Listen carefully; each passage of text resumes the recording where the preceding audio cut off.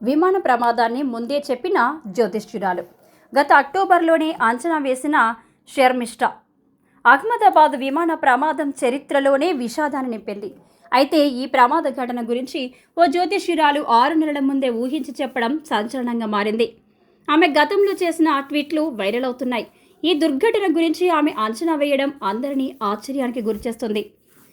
షర్మిష్ఠా జ్యోతిష్యురాలు గత ఏడాది అక్టోబర్లో 2025 సంవత్సరంకు సంబంధించిన జ్యోతిష్య అంచనాలను ఎక్స్లో పోస్టు చేశారు.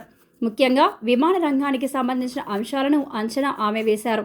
అందులో ప్రపంచవ్యాప్తంగా విమానయాన రంగం ఉత్సాహంగా ఎదుగుతుందని, కానీ వెంటనే అతిపెద్ద ప్రమాదం వార్తల్లో నిలుస్తుందని పేర్కొన్నారు. ప్రస్తుతం ఆమె చేసిన ట్వీట్ సోషల్ మీడియాలో వైరల్గా మారింది.